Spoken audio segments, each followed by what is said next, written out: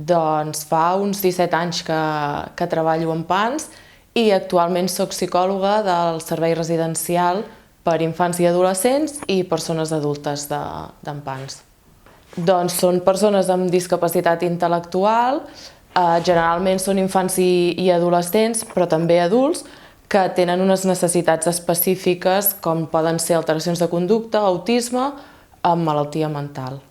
El dia a dia és variat, no hi ha un dia que sigui igual, però el dia té un objectiu comú, que és garantir que aquests infants i adolescents i que aquestes persones tinguin una atenció de qualitat i que els seus plans individuals i els plans d'atenció siguin el més individualitzats possible i l'òptims per poder atendre'ls. El podríem separar amb tres funcions. Una funció seria avaluar la conducta d'aquestes persones i planificar la intervenció més adequada, avaluant la conducta, analitzant els espais, adequant el material i planificant una correcta intervenció. Una altra funció seria acompanyar i assessorar els professionals d'atenció directa, que són els que majoritàriament porten a terme aquesta intervenció, doncs assessorar-los, formar-los i acompanyar-los perquè aquesta intervenció sigui el millor i aconseguim el major èxit possible. I la tercera branca seria fer seguiment directe a les persones amb discapacitat, un seguiment psicològic individualitzat i directe a les persones. Llavors això no ho faig sola, ho fem en coordinació amb el CEMSDI, en coordinació amb la responsable higiènic sanitari i en coordinació amb tots els equips professionals de les llars residència. Una família quan té un fill o filla amb discapacitat intel·lectual i trastorns de conducta, el que busca són eines i recursos per poder atendre i garantir l'atenció del seu fill el millor possible.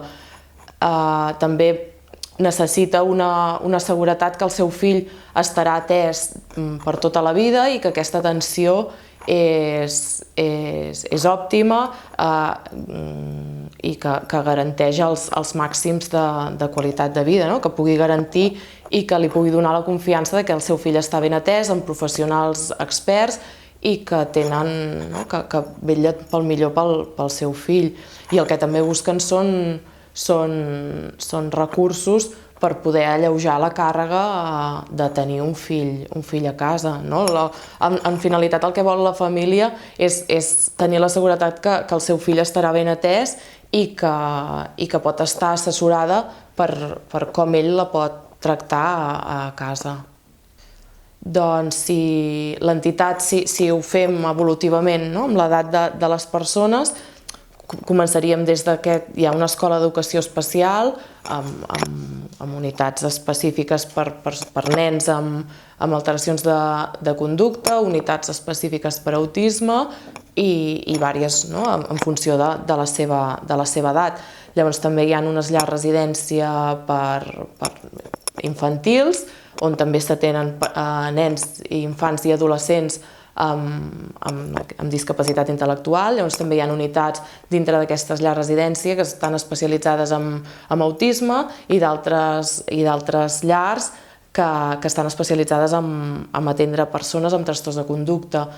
Llavors ja si passem a l'etapa adulta, doncs hi ha una residència per persones adultes amb trastorns de conducta i llavors hi ha la residència d'adults amb suport generalitzat on també s'atenen persones amb suport generalitzat i alteracions de conducta.